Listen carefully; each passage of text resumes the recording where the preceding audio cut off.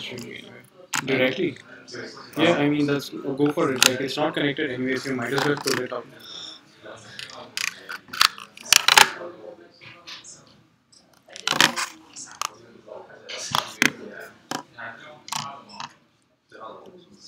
Does the computer even recognize that it wasn't input?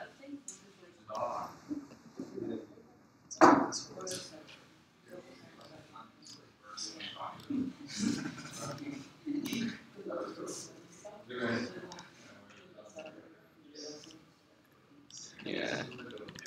It thinks it's... Yeah, it's not the microphone. No, It's not weird. Want to try the other hub? sure, we can directly connect this into the thing, it doesn't matter. Because, yeah, Okay. Does it take a long time to reset up things when you close it? not really. Should be fine. Oh, wait, I have to stop the stream.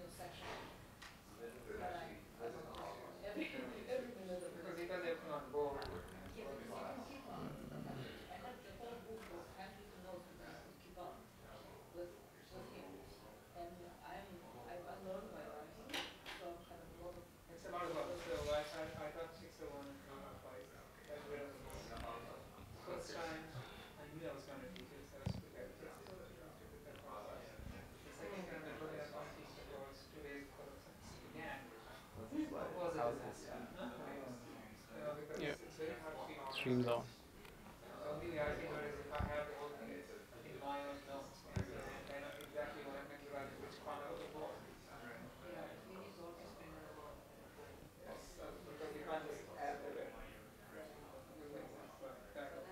Yeah, you should start now.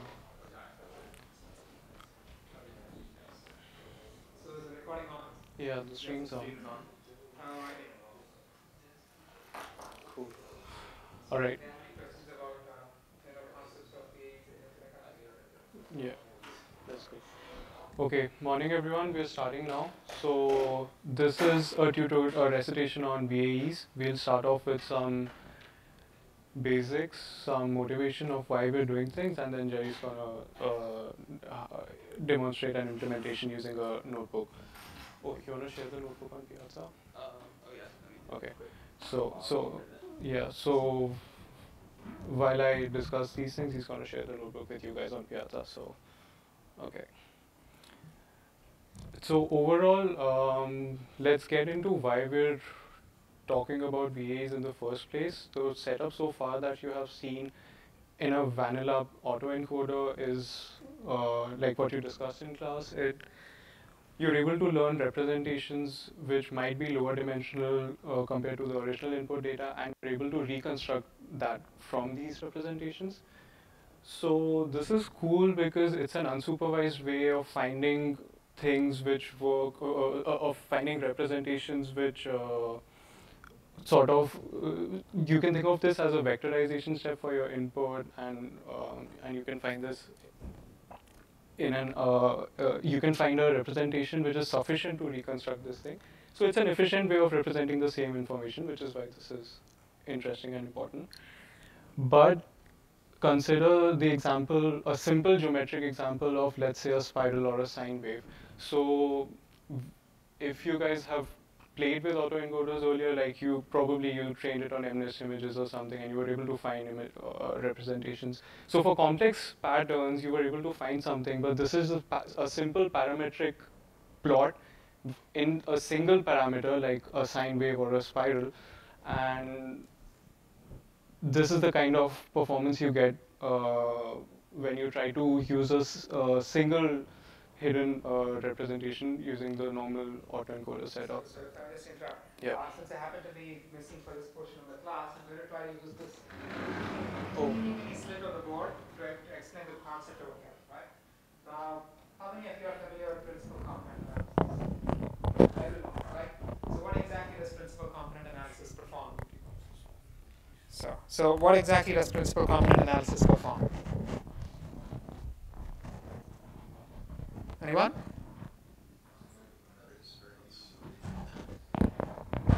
What you're really doing when you, okay, so first we want to distinguish between principal component analysis and finding the eigendirections, the Cardinal-Loeb transform for the electrical engineers amongst you, which is, centered versus uncentered data. I'm speaking strictly of data which are zero mean. This is just for the purpose of being didactic. But now get on, but under that assumption, right, that the data is centered, what exactly does principal PCA perform do?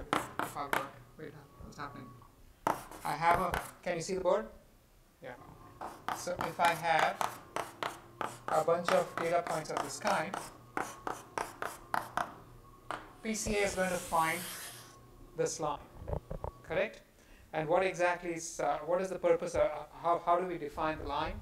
This is the line on which, or if you project all of the data onto that line or onto that subspace, the error due to the projection is smallest. There's no other subspace which actually, or hyperplane, which gives you the lowest error projection. Now this is the direction on which most of the information about the data lies. This is the subspace in which most of the information about the data lies, right? So that is the basic idea. So if I were to think about this in terms of what exactly are we speaking of when we are trying to model things in this manner. If you go to the figure to the top left, so if I just, can you go to the previous slide, Rajan? The one before. Yeah. So just imagine, consider this little example, where all you have is a linear input and a linear output. There are no nonlinearities, right? So the assumption is that you have some. If you look at what the decoder side is really saying, the decoder side is saying that every data point is some point on this line, right? And that's about it. That's all you can really construct. So if you really want to reconstruct the input data, what are you really getting at? You're saying that you have some point on this line plus an error, correct? And so the assumption that you would have in this model is that you have some data x going into, so let's say you have two-dimensional data. You have some data x which goes into a constriction with only one free parameter, right? 1 degree of freedom, and then you're reconstructing the data like so. So if you look at this side of the model, you're really saying that you have, let me call this z, right? You're saying you have z going in,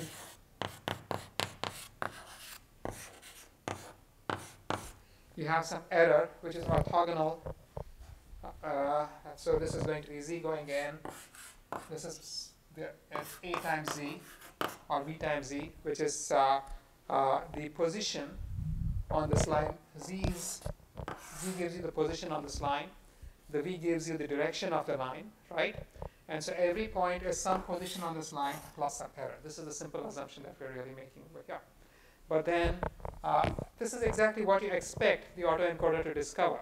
So you're saying that you have an x going in, you're finding a z such that if you can reconstruct the output, the input, as some variation of z plus some error. Very simple idea. Now assume that you have no error, that all the data are on a single line, just for simplicity's sake.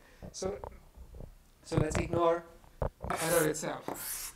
So what you would have if you actually used a simple autoencoder of this kind. Let's say all of my data points just lie on this line. These are my training data points. So now you should be able to reconstruct the output perfectly, right? The input perfectly. There is no error.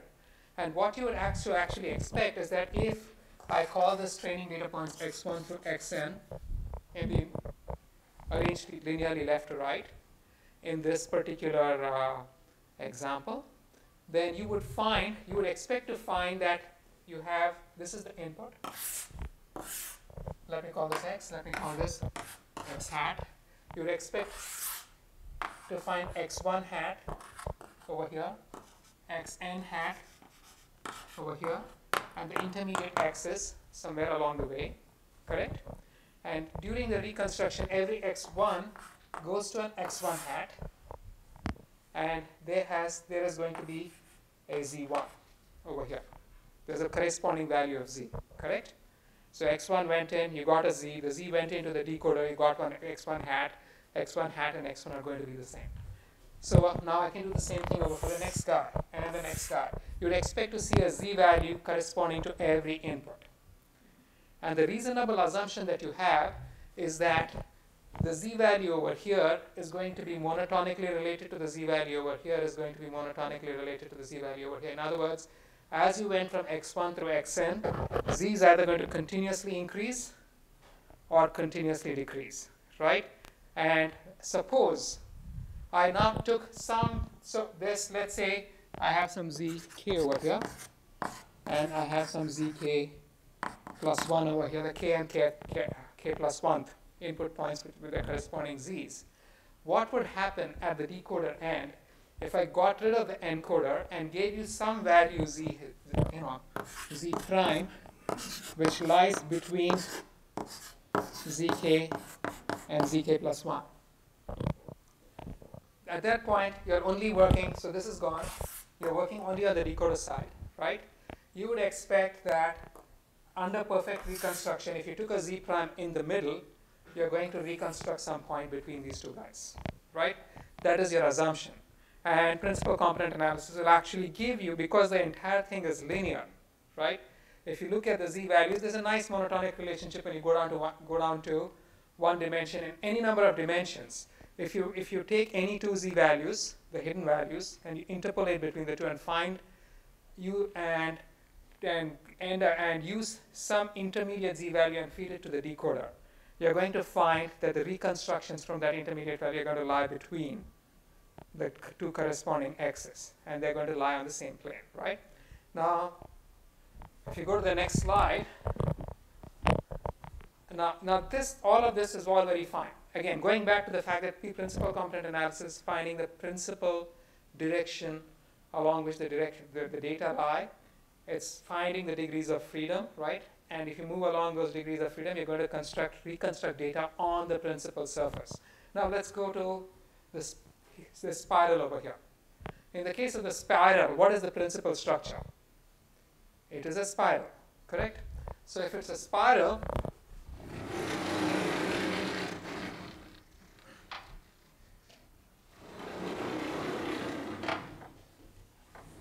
here is the expectation that you should have. So let's say this is my x, this is my reconstruction x hat, and I have, this is my spiral. So ideally, I'm just drawing these two, they're just only for mnemonics. These are my training points, correct? And let's say this is z1, x1, x2, x3, and let's say these are my training points, right? In order. So if your autoencoder did a perfect job, you'd expect the output also to be points at exactly these locations, right? And corresponding to each of these locations, there's going to be a z value. Now, what would you expect? What order would you expect the z's to be in if you did a perfect job of capturing this structure? you would expect the smallest value to be of z to be the one that relates this guy to this guy, right? The next, I mean, it could either be continuously increasing or continuously decreasing, but it's going to be monotonic. Assume that the smallest value of z is the innermost z. The next location of z is going to be this one, right?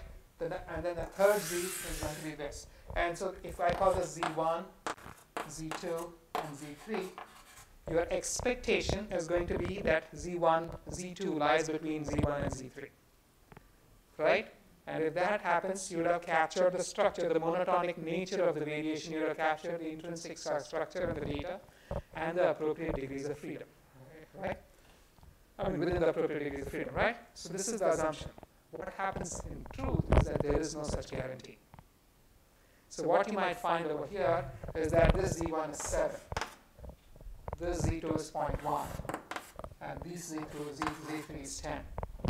So now because all you're really focusing on is the reconstruction of the input, there is no guarantee that you will actually capture the structure of the data. See what I'm talking about?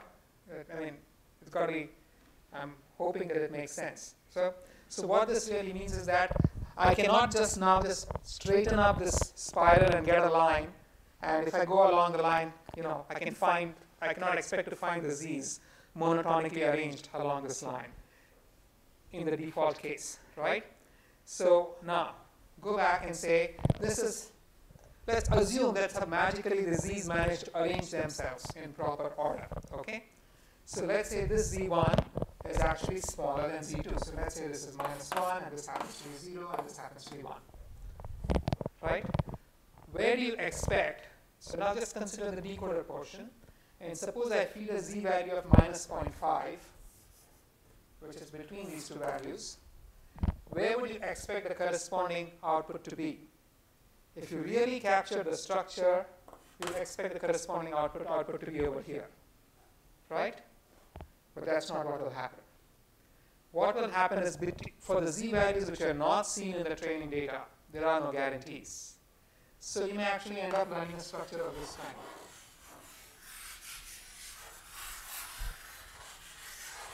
Which is not your spiral at all, right? Again, because there are no guarantees, right? This is classic, the prayer algorithm. You throw your data into your learner, and then you pray really hard. And if you happen to be praying to the right God at the right time, with the right initial starting values and the right learning rate, then things might just happen. But that's not what really will happen. And so most times you're praying to the wrong God. So you're going to get behavior like this, right? You see what happens at the locations which are not the training point. So you see the colored line. That color, after the network is trained, you vary z. You got rid of the encoder. And for the decoder, you just vary z from the minimum value to the maximum value. And you look at what is reconstructed, it's not the spiral at all. Right?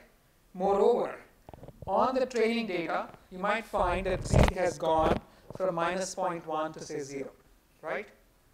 What happens if I extrapolate? If I've learned the structure properly, I should keep continuing along the spiral. What happens instead of that it takes off? Right? So clearly, the idea is right. You want to learn the structure of the data. And these examples are nice and simple. There's no noise. The data lie exactly on the spiral. If there were a fuzz, it would be even worse.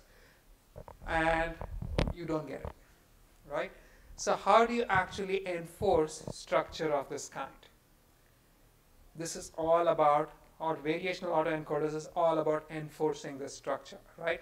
Firstly, you want the z to be such that the range of z's falls entirely within the training data to the extent possible. You don't want z -0.1, -1 to -0.999 to fit the training data. And then when you go from -0.99 to take a little bit off, you're off and you're into regions which are not seen during training. You want the range of z's to fit the training data. So you basically want to say that over my training data, I'd like my z to have maybe a Gaussian distribution.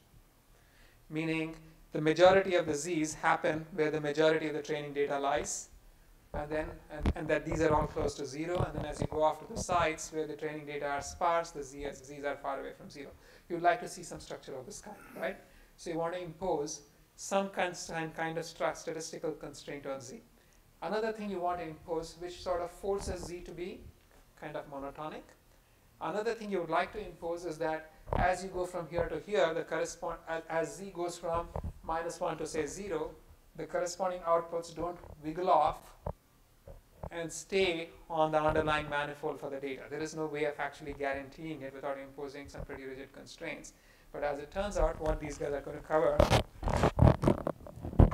is one way of trying to ensure that you're going to impose a statistical triad on z in an attempt to make z, the range of z, kind of in an attempt to exploit the complete range of z, number one.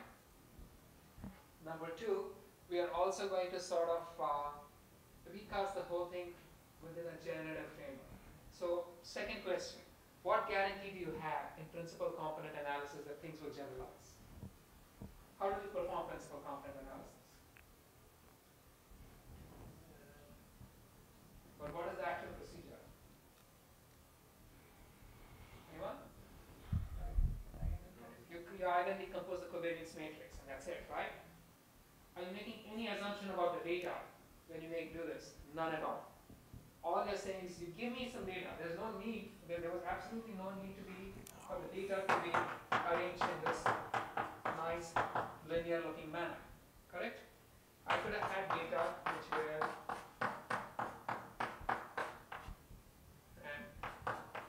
hyperbolic, right? And I can do principal component analysis on this is going to give me a principal direction. Does it tell me anything about the data? No.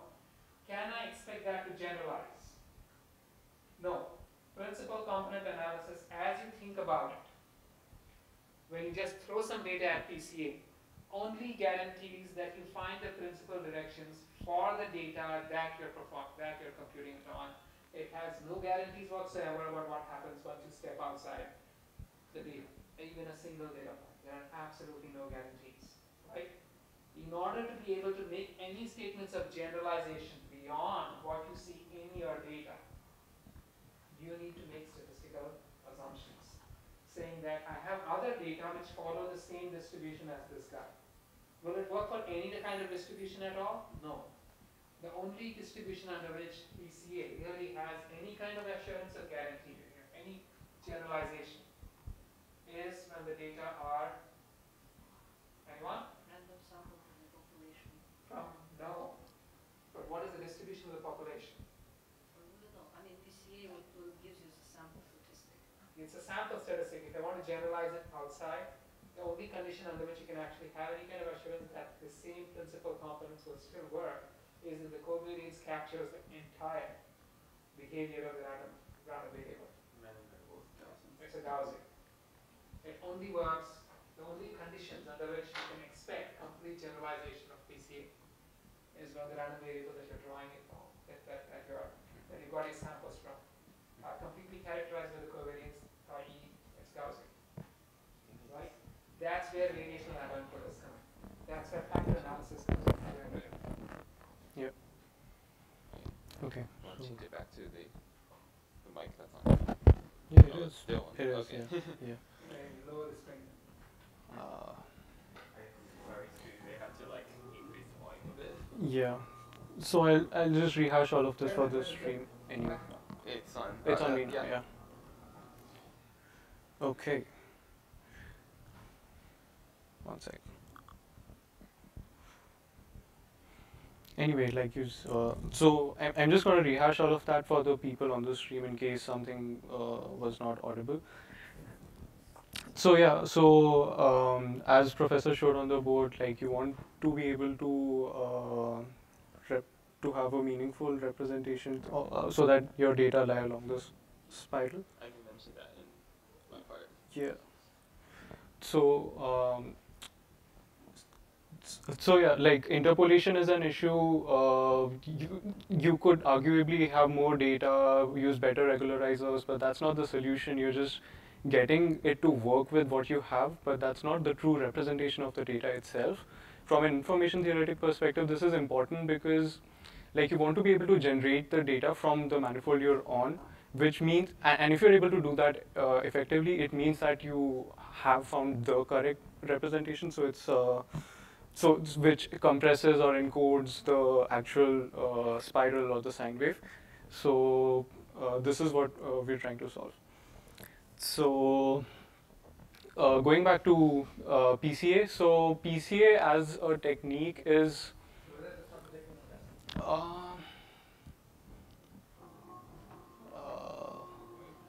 God damn. Yeah, yeah. So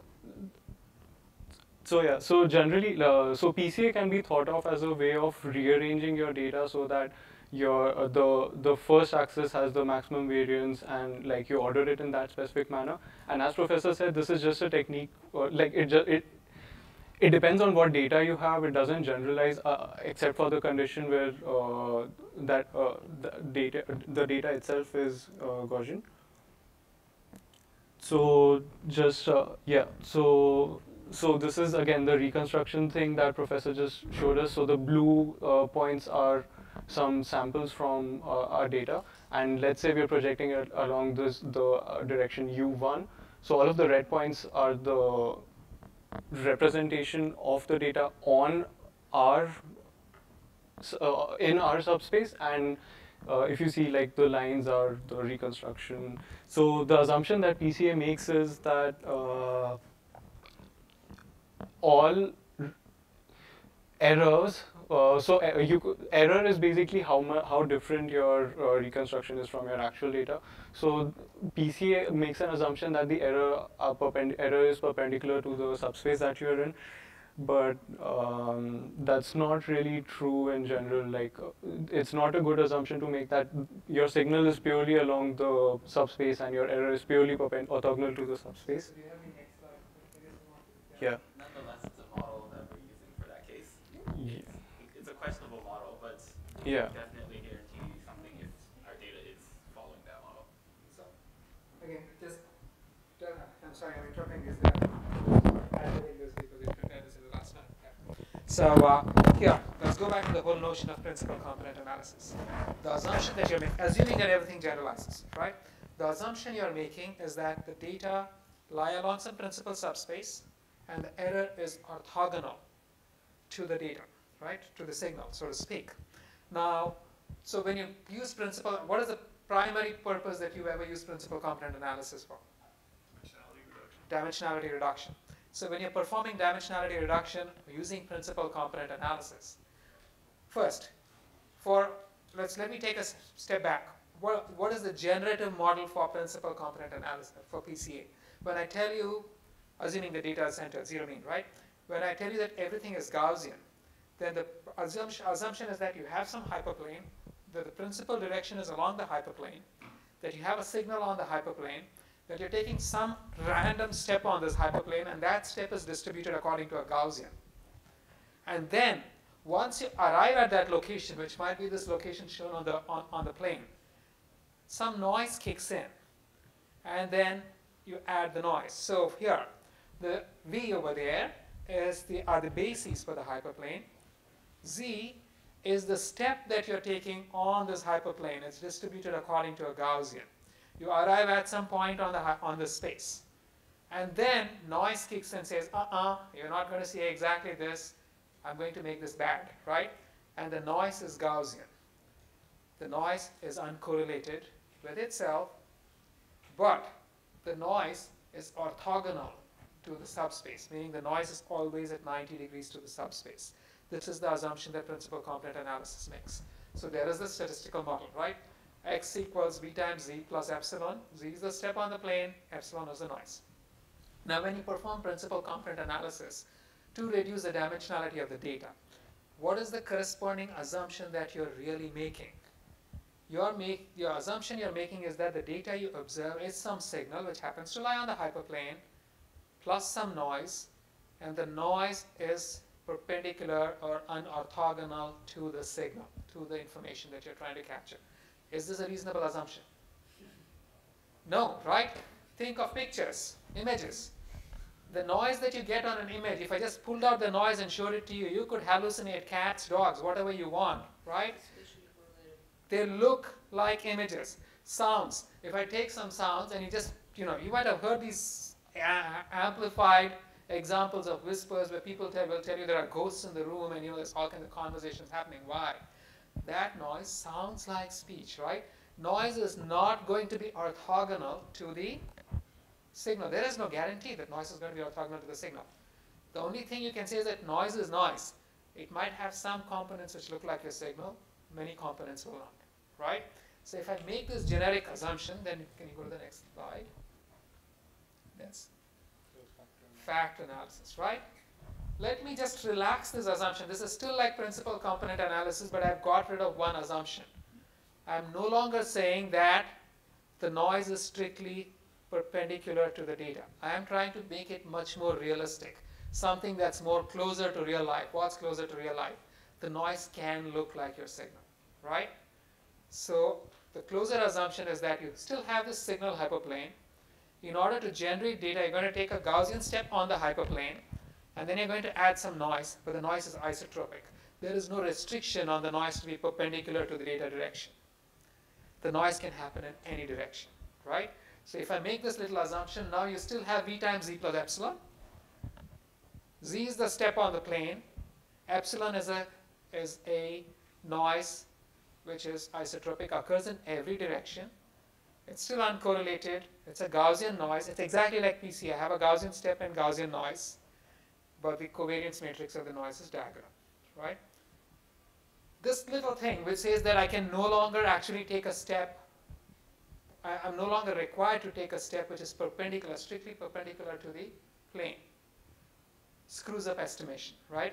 Clearly, from this explanation, it must be obvious to you that the thing to be doing when you really want to reduce the dimensionality of your data is not, assuming they fit this assumption, is not PCA so much as factor analysis. This is factor analysis, right?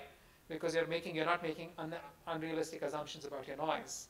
But the thing is, in principal component analysis, if I gave you the hyperplane and if I gave you the noise, you knew the signal because the signal was a perpendicular drop from the noise, from the observation to the hyperplane, right?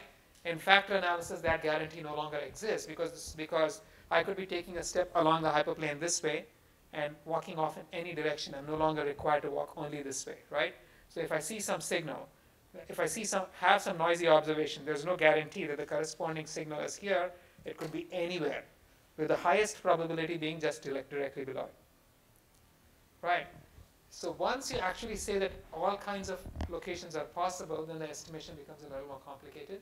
Now you need expectation maximization, right? And what is the expectation maximization procedure? To simplify the whole process, what you can say is that for every noisy data point, I can try to take an initial guess as to the corresponding position on the plane, right? Once I take the corresponding, which is to say I can try to estimate Z. Once I estimate Z, I can estimate V, right? I know the position on the plane, now I just got to find the rotation of the plane. But once I found the rotation of the plane, I can go back and try to find the position of the plane, right? You can have this two-step process. This is classic EM. You do this in expectation rather than actual, there's the, you wouldn't be finding the exact position on the plane, you'd be finding an expected value. But the whole thing is still a maximum likelihood estimate, right? So you have this two-step process. The whole thing works out very nicely because the model is linear. So meaning the probability distribution of Z given X is Gaussian. The probability of distribution of X given Z is Gaussian. Everything is Gaussian. Gaussians are tractable, right? And then what happens if the plane is not a plane? What happens if the curve is? And say that the data really lies along this curved surface plus minus. Then you run into this integration. All right. So, basically just on time, there's a slide on here about like our basic assumptions when we're doing the autoencoder approach or variational autoencoders.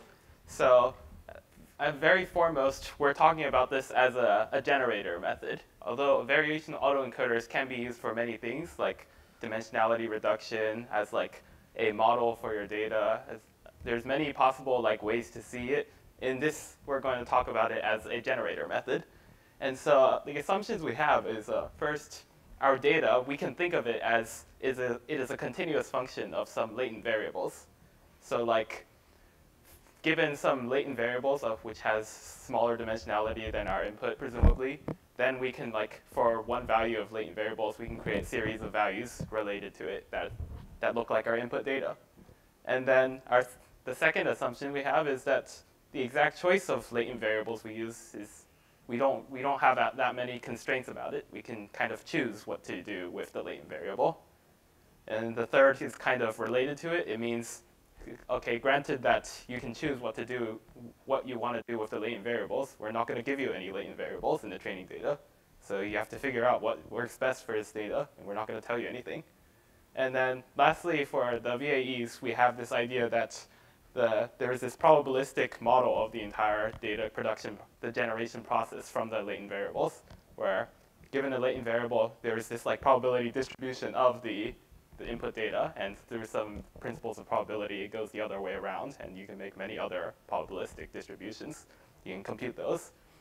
So what would be the reasoning behind having all of these assumptions? I think Biksha has already explained like many of these, but first of all, like with this first assumption that we have data as a continuous function of latent variables, that means we can now choose our own latent variables that we've never seen in our data. We can just like interpolate between existing things.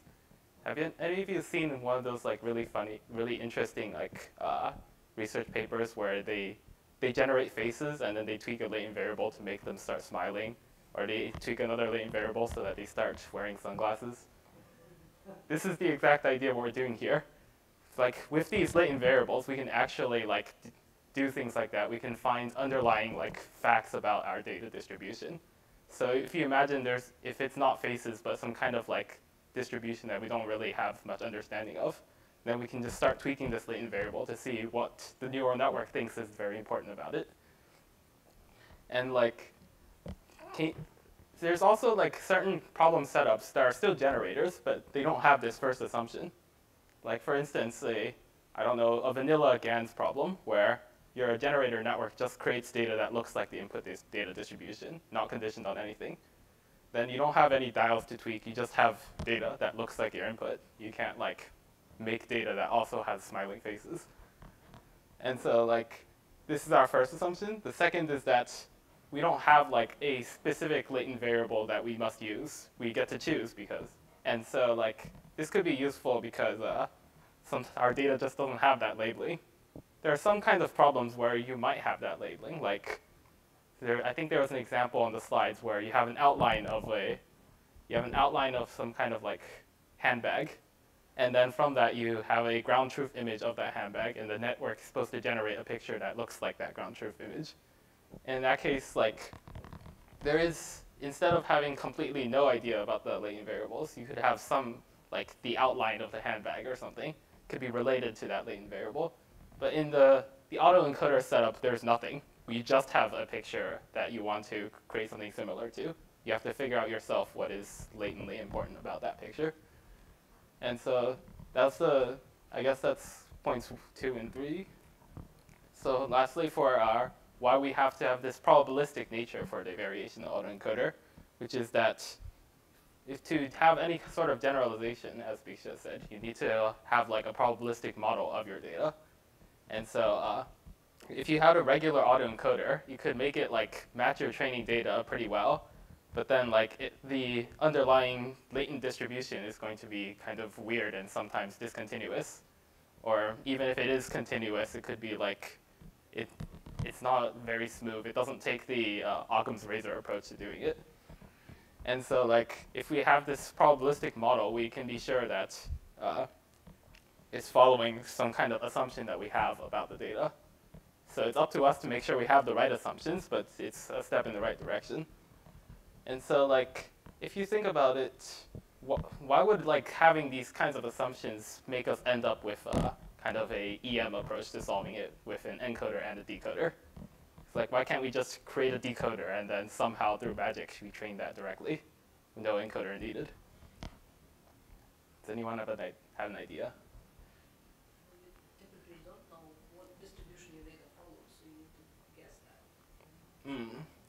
So not just, it's about the latent variables, I say is the, it's like to be more specific.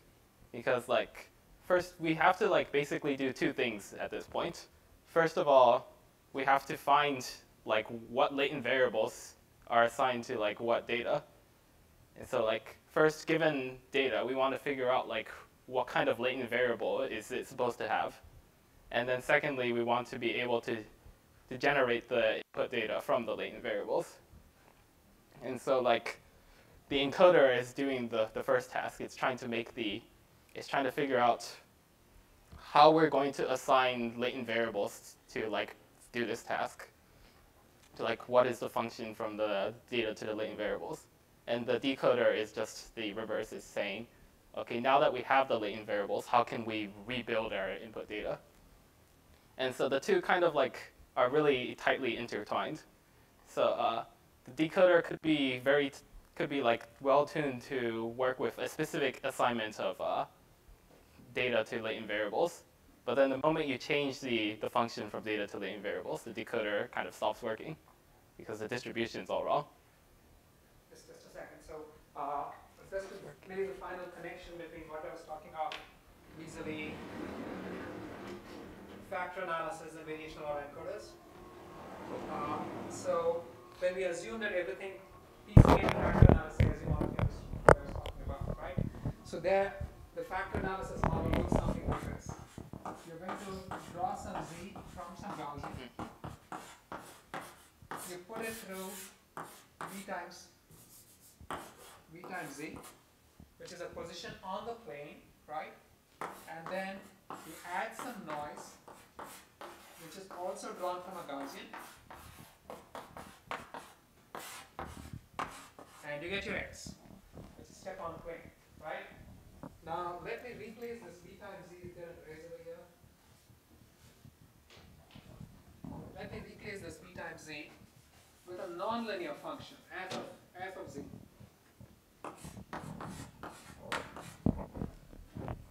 Now we are saying that I'm taking a Gaussian position on a curved surface, and then I'm adding noise. So you're literally saying that I have a surface of this kind, and my data has a Gaussian fuzz around the surface. Find the distribution, and find a functional form of the distribution. And the f over here is going to be your, what is it? It's going to be the encoder in this case. It's going from R as it is the encoder or the decoder. It's a decoder. It's going from Z to X. So it's the inverse of the encoder. It's the inverse of the encoder. It's going from Z to X, right? Now, if I want to perform EM, how am I going to perform EM? To perform EM, I need the posterior probability of Z given X.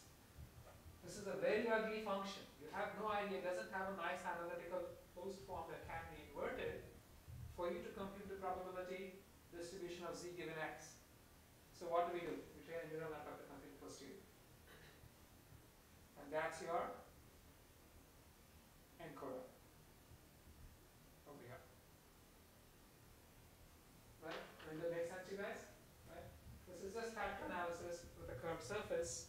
And part of the expectation maximization step is that you need to compute the probability of Z given X. For nonlinear functions, this is not going to be feasible, so we're going to train a network to compute it. Effectively also have multiple Basically, create a distribution, right? Hello.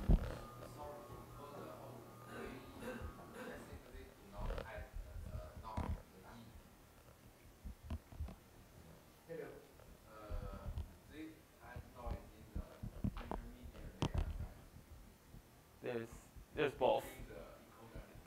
So like both the latent variables and the outputs are both probabilistic. Although like maybe during inference you might not have the error, the noise on the output sometimes, but in general both of them are probabilistic. So is this added by the layer or? It is the layer compute, basically like what we're doing here is we're going to be using neural networks to do both of these tasks. First, the first task of encoding, which is to estimate the distribution of Z with respect to X. Yeah. And then the second like the decoder distribution is the generator we're trying to make. I think the noise is just for the parameterization trick. No, the noise is about capturing the distribution. Oh, yes. So like the neural networks outputs the parameters to a distribution. It doesn't output like the actual values of a random distribution. So remember this. What is happening over here? Look at this diagram over here, right? So what does this mean for me to be adding E to this guy? It's the same as saying that f of z is computing the mean of this distribution. Right? It's not just computing the mean. If you're not making Gaussian assumptions but a Gaussian approximation, it's also going to be estimating the distribution.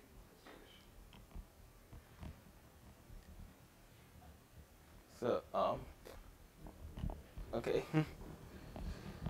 And so like basically we have to do this EM approach because like we're trying to, the two parts are tightly intertwined, and like we have to train a network to actually find to infer the z's from the x's, and then like it's hard to like actually analytically solve both of these at the same time. And so like we can do something similar to EM, or in a neural network setting, it might just be a joint parameter optimization with backpropagation, which we're like in the context of VAEs, we're assuming is similar to EM. And so we want to here, and so.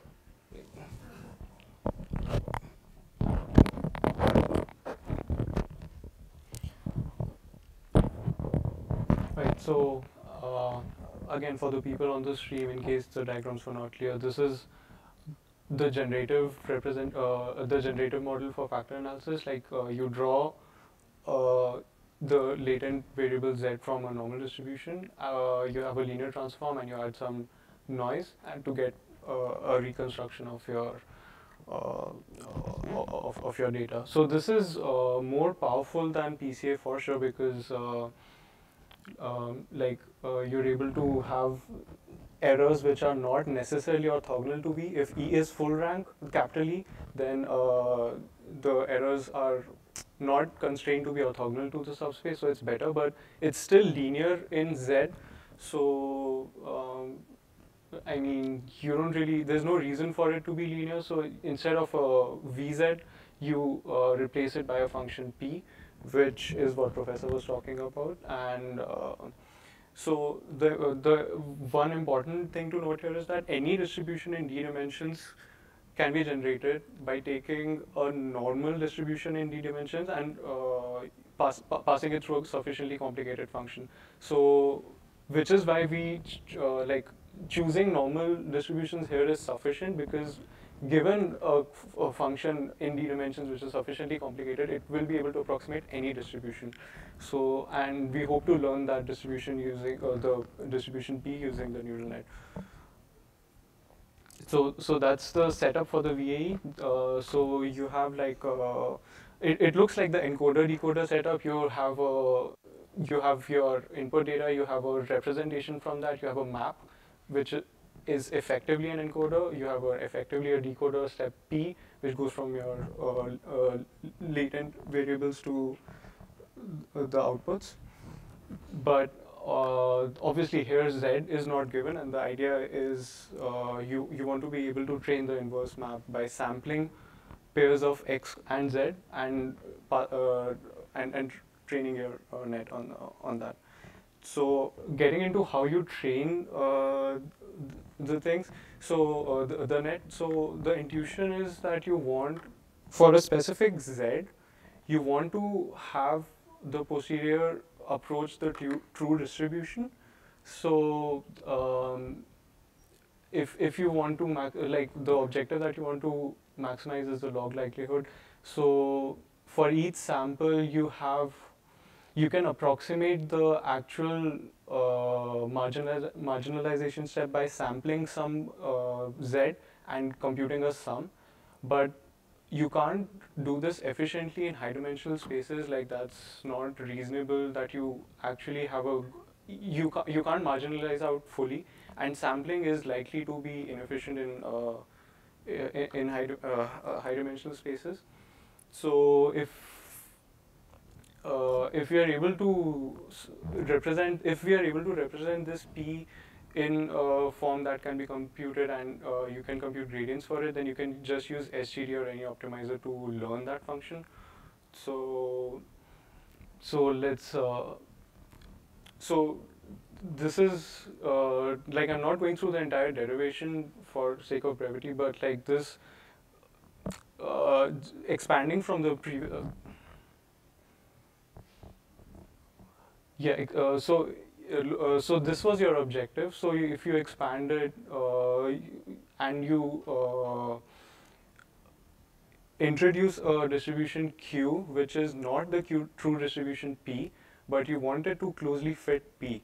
So the overall objective that you want to minimize, to maximize, is increase the log likelihood of data and make Q approximate P, or in other words, make the KL divergence close to 0. KL divergence is always positive. So the LHS on this side is you want to maximize that because you want to maximize the log probability and you want to minimize the divergence.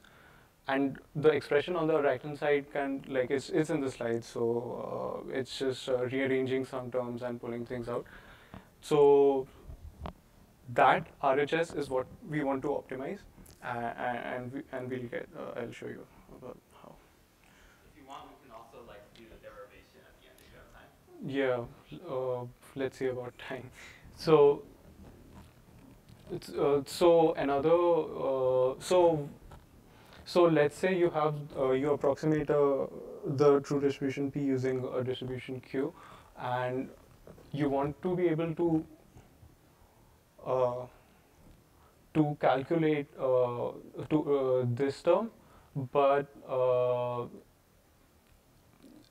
since since you're going to be doing HGD anyway, it's fair to draw one sample from Z and use it to approximate this term, and then this reduces to this form here, and you want to compute the gradient.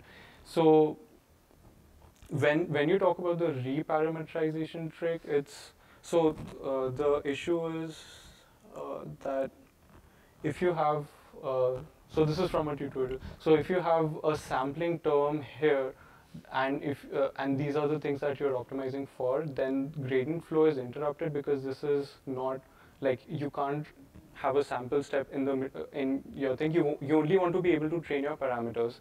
So the key point here is that you split this off into an input. It's not really an input, but you can treat it as part of your input layer for if that makes things easier for you.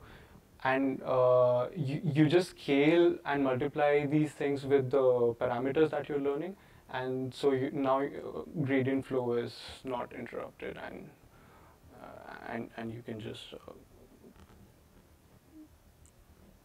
train using this. So I think we'll go to the notebook now. All right. Yeah. So yeah, this was my stuff. No, I just put together a few things. I think that was the bad example. That picture was from the one where we didn't do very parameterization. I spent a kind of strangely long amount of time on that, despite knowing that it won't work out. All right, so here's the notebook on the VAEs, where I create several implementations of autoencoders, including variational autoencoders with reparameterization. And so, like our task in this case is to study what MNIST is in just 2 dimensions, to see if we can project MNIST into 2 dimensions and understand the latent space of that and interpolate, recreate stuff from that. And the notebook has changed. It's just I don't know. Reload. Reload? Yeah. And so first, let's talk with a regular autoencoder, where given the data we just create, we have a network that creates the latent variables directly, no probability distribution, and then from that it tries to decode the latent variables back into the input data, which is just a feed-forward neural network, except it's split into 2 parts. and the middle is has much smaller dimensionality than the input. Wait, how do I move through the? Oh, because it's on its own screen. All right, so in this one, the encoder is just a feed-forward neural network. It goes from from your input dimension to 800 dimensions all the way up to 100. And a decoder is just that in reverse. They don't have to be mirroring like that. It's just initialization. And so the encode operation is just use the encoder onto the data. And then decode operation is just use the decode operation. And forward is just for training, but essentially what I do is I decode the encoded value. And so here I have a trained network, although like if you didn't, it would train on your own computer. And then let's try it on some stuff. So here is the input. The top one is the input, and this digit is like a 0. And then we put it through the encoder, and then we feed it back out, and we see how it's reconstructed. It looks pretty much like a 0 to me. I don't know. So, and then this is a 9. It gets a fuzzier 9, but still a 9. There are some errors it makes. Let's see if it does that. No, 0, probably not. And so, like, yeah, for the most part, it does work. So, like, what's wrong with a regular autoencoder? So, like, what is wrong with a regular autoencoder? First of all, we can also look at what the 2D latent space looks like. So we're projecting everything. The 0s go there, the 1s go there, the 2s go there, and so on. It looks sort of messy to me. So, and I suspect that there is some kind of like discontinuities in there. Actually, no, I don't just suspect, because I've tried it out, and there were very steep changes in here. Like this is a 0, the blacks are 0, and immediately next to it we have like kind of 8s and also 4s and also 2s, which don't look like 0s. That's my opinion, I guess. But so yeah, like this latent space representation, it's only understood by one thing in the world, and that is the decoder understands what it's doing. So we look into it and we have like no idea. We can just say, oh, this is kind of a general region of 0s. This is a general region of 5s. It just happened, maybe it's found some structure to the data, but it's kind of hard to interpret. It's hard to make very strong claims about it. And you just have two Z's. Yeah, it's a Z that is 2-dimensional. So we can also try like generating some stuff. So like this is the whole point of having a VAE, is that we can do this generation. So someone proposed a 2-dimensional coordinate. You can use the upper image as a reference. 3 and 3? 3 and 3. Okay, that should be sort of in the 3's places. Although there's no real guarantee what it'll do. Oh, I have to start from the top, right? Don't take very long.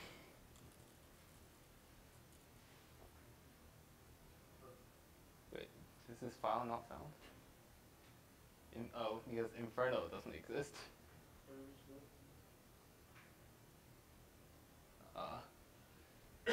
Okay, never mind.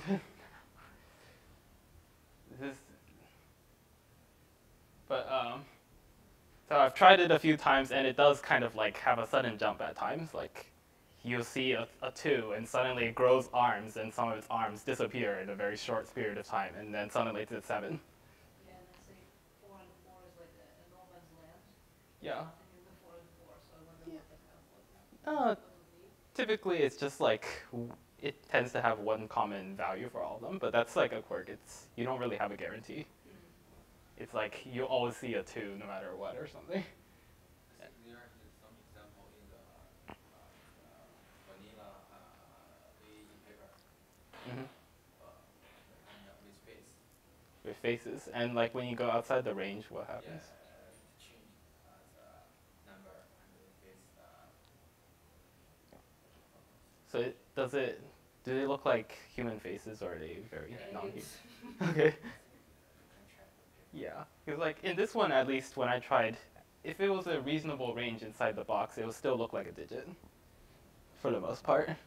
Because like the decoder is basically trained to only do one thing, is to make things look like digits. So even if the input value is weird, it wouldn't create something that doesn't look like a digit in general. And so here is our first attempt, or the most complex attempt also, to create a kind of a probabilistic version of it, which is we're in the middle with the hidden layer. We're gonna do some kind of like, we're gonna do a probabilistic thing. So first of all, we have most of the encoder, which is several linear layers and like ReLU activation. We have two separate final layers for the encoder, one of which is used to calculate the mean. So what we do is we use the encoder tail to calculate something, and then we use the encoder mean on top of the value computed from that to get the mean, and we use the standard deviation to calculate this standard deviation instead. And so the decoder should be, in this case, we're not going to be using the elbow loss. We're going to do that later, because like just for demonstration, since I know this is already not going to work. And for encoding, what we do is we do the encoding the mean, the standard deviation, some kind of numeric stability thing. And basically what happens is that we do this sampling operation. So given the mean and the standard deviation computed by the encoder, we create data that is identical to the mean. So if you're familiar with how these kind of PyTorch or whatever works, then this spells trouble, because now we're like leaving the realm of variables in auto differentiability, and we're just grabbing the data directly. And then like we can create our samples from that, but then they're no longer tied to our encoder. So like the gradients will not flow past our sample step in this implementation, mainly because like I've just extracted the data and created a new variable out of it. With the reparameterization, I'll show you like how you can actually do this without losing the backpropagation. Anyways, with encoding, we sample from our encoded the distribution created by encoder, and decode is the same. And forward, I added a lot of stuff to like see if I can get any kind of reasonable training behavior out of it, which not really, but. And this is a special criterion just to try to train both the encoder and the decoder, where the encoder is trained with like some kind of finite difference estimate of the losses going through the sampling step, which didn't quite work. But and so like we trained this, and let's reconstruct some stuff. It looks like this. Okay, I don't know, it looks a bit like a 3. Let's do another one. It looks the same. It's also sort of like a thing. Like I think it wasn't covered by your sampling routine, maybe? No. So like, no, I know for a fact that it is actually like creating different values of the latent variable in each case. It's just that the decoder learns that to do the best, it should just output something similar to the mean and this digit. And so like it learns that the encoder is very fickle, I can't actually trust it or something. And so like even though there is this kind of like latent space for all these digits, it's not really meaningful, and all the digits are clumped together because the encoder ends up not being really trained onto the data. It's just trained to create kind of a common spot or some kind of like nothing too crazy for the decoder to work with, so that it can just make like a mean digit or something. And so, yeah, so that's that. Yeah, at some point I did call it .clone. The main problem is not the clone, but like the data. You can only call clone on data, that is true though. So like you can't. So I've basically just taken the value of the variable, but none of its gradient information, and created a sample using that. And so that's why the backpropagation would not work through it. And then we get stuff like this. So instead, we can use VAEs that have reparameterization, which is actually simpler than the previous one with my attempts to make it work. So we still have something similar. We have a separate layer for the mean and the standard deviation. Same for now we're going to make a decoder that also has a probabilistic output. The previous one didn't, just for simplicity, but an actual VAE should. And so the way the sampling works is, so first of all, we do the encoding the distribution values the same way as before, pretty much. The way we do this is first we create we can create a data-wise clone of our mean, first of all. So this is the step where we're creating the epsilons, the extra parameter to our entire system. So the values of epsilon are just dependent on the values of the mean. So that much we can just use the data and clone it. The important part is over here where we're using mean as a variable plus rands, which is now a new variable, times standard deviation, which is also a variable. And all of these have backpropagation information. Though granted, the rands has like the history of the backpropagation is nothing, but still. So like the result of this result variable is differentiable with respect to all of the encoder's parameters, because you change the encoder's parameters a bit, this mean will change, or this standard deviation will change. And so like in essence, where this rands is like an extra parameter to our entire encoding operation. It's created over here, but it's still like a parameter to the whole thing. Does that make sense? And so I'm not sure if I highlighted how I did it differently in the other one. In the other one, I didn't do that. I just, with this sample, we've multiplied the matrix multiplication of, here. So like over here we just computed the final values using the data of standard deviation, or the data of mean, which is not going to contain any of the backpropagation information. Okay, so back to where were we?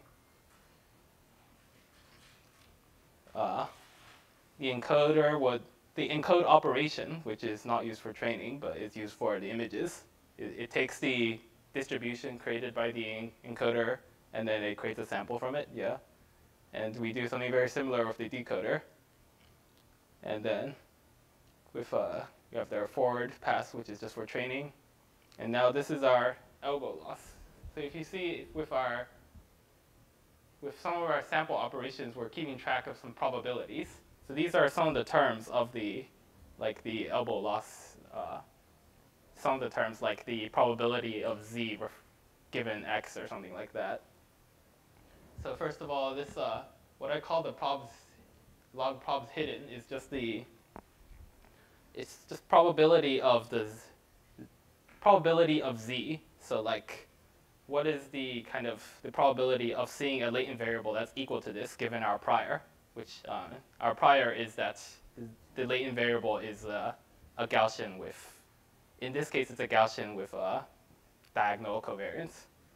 And then so therefore we can just use I computed the log probability over here, but it's just a Gaussian PDF formula. And then what I call the log probs model is like the probability of, it's the our Q distribution. It's the distribution that's on the same range of z, but then it's completely made up by the encoder, which is, in fact, I think this one is given x. So the probability of z given x, we can compute by just using our epsilon. Essentially, we compute it using the Gaussian formula again, but then now we use the covariance that was computed by the network and the mean computed by the network and use that Gaussian to compute the probability of this data, of the sampled hidden variable that we've gotten. This first one is general for the hidden variable in general with our prior, and the second one is with our Q, which is the one we've made up. And then we pass that into the elbow loss, which finally computes the probability of x given, the probability of our data given the parameters outputted by the decoder, and so on. We do some math on it, and then we get the elbow loss. This is, I believe, the sampling-based elbow loss. It doesn't use the analytical. It doesn't use the analytical optimization. But anyway, the images that you're looking for, we've trained this network, and then we see what it does with these digits. So with a 2, it starts ending up looking a bit like this. With a 6, it creates a 6, yes. for 1, it creates a 1. You may see a bit of this like blurriness problem that we've mentioned before, but for the most part, it still creates the digits, right? And then now our latent distribution looks more like that. So if it's a Gaussian, it was going to be a circle with like radius around 1-ish. That's like, and now our latent variable space actually it kind of has a similar overall covariance to that. And so we've sort of succeeded in making our latent variable follow a prior distribution that we wanted. And also, like, if you test these out, these are also going to be much more continuous. So, like, the 7s and the 1s, it really is a difference that it's just the top bar, whether it exists or not. These 7s look a lot like 1s, and these 1s look a lot like 7s. And then if you interpolate around, you'll also see that like it generalizes pretty well with this network. And you can't demo this, unfortunately, but here's an example with negative 0.5 and 0.9. So just around there, it's like the 5s and 6s range. I think I picked the ambiguous point, where it's a 5, but it's also starting to like look a bit like a 6. And then we can also like take a look at the variation of the data we produce with a given input. So like, first I feed in this 4 into the encoder, and then we're going to get like this whole distribution of the latent variables because we're doing the sampling. And so what I'm doing is I'm showing you what this distribution of the latent variables look like. It's like a small range of values over here are all kind of, the network thinks all of these locations are consistent with this image of a 4. And let's see if it's, so that's kind of somewhere around here. So it thinks this 4 is right around here. It could also be more into like the 9s range, although only on the edge, because like there are some really bad 9s that actually aren't closed on the top.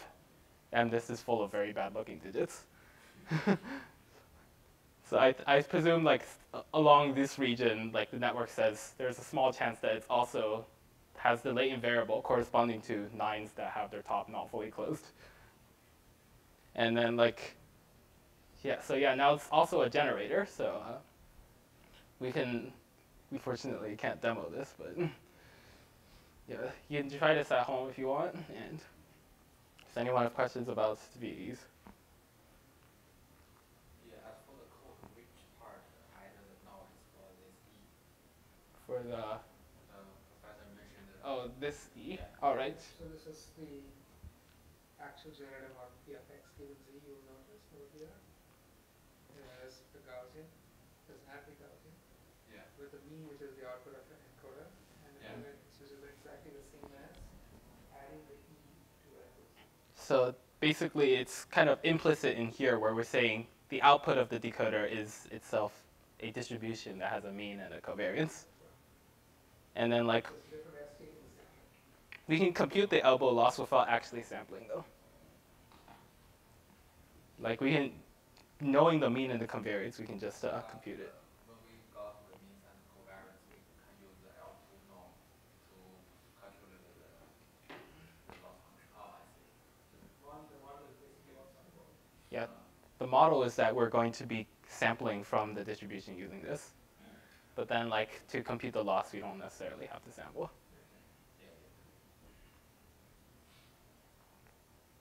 Who here is confused about how the derivation of the EM is made? Because like if you want, I can also like post a Piazza thing on like maybe a different way to do it.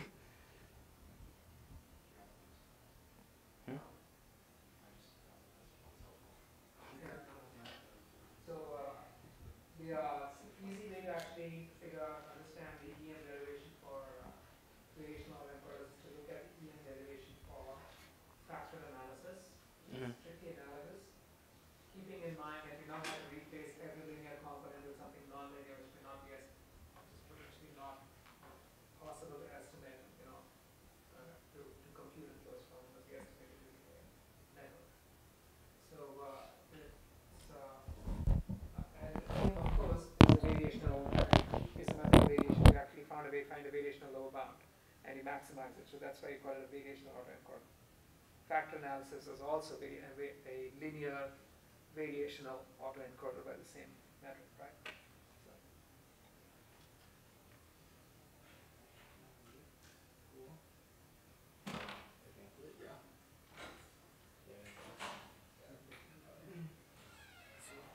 Is the general like AlexNet a probability model or not? AlexNet? Yeah. You remind me what that was. It seems like variation autoencoder is a probability model. correct. And is AlexNet a probability model? Those things, an AlexNet computes a posterior probability Yeah. distribution over classes given an input. So it's not a, it's a discriminative model, it's not, this is a generative model, so there's a flip, Oh. right? This is a model that learns the structure and then simulates output from the structure. That's correct. I do wonder though, I mean, is it, and you said you can use any kind of distribution for the latent variables. Why not uniform? Because you can kind of, nicely cover the space. I mean, you have to define bounds on a uniform, Yeah. otherwise you can't really define it. Yeah. The arithmetic just turns out to be much nicer for Gaussians all around. Yeah, so like, not only do you have to sample from the union, you also have to do some sort of like Bayes rule on it and like other kind of operations, where with uniform you end up with things that don't look so good anymore. The reason why I'm thinking about the uniform is, if you think about the empirical density function, cumulative density function, you have, whatever, but then you map it to something which is nice from 0 to 1 and it covers the range. So there's actually a flip side to it, and why not uniform versus why Gaussian? So think again of trying to cover, I have a surface, right? And what the equation, the generative model over here is that we're taking a step along the surface and then adding some noise. All we did was to curve the surface. What happens, what is that z itself? The z is the distribution of a position on the surface. If I use the uniform probability distribution, I'm putting a bound on how much of the surface I'm actually allowed to cover from. So there's no notion of extrapolating outside the region anymore. Well, my point was slightly different. So we're talking here about distilling all of them into latent factors. Yes, again, but it's a question of whether you want to go beyond what you actually see in your training data, right? So go back, right? I can do that with a uniform distribution, but I cannot go off the little region I actually saw in the training data because those are going to be the bounds of mine. There is support. That's it. That's it. But that's a way of constraining it to the Yeah. proper support.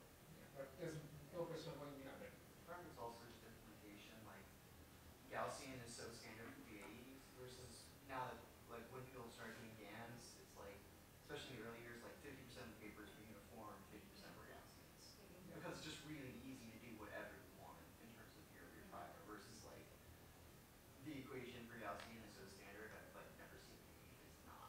And not Even only though that, it's like abstract. so the thing about a Gaussian is if I take a log of it, you get a nice answer.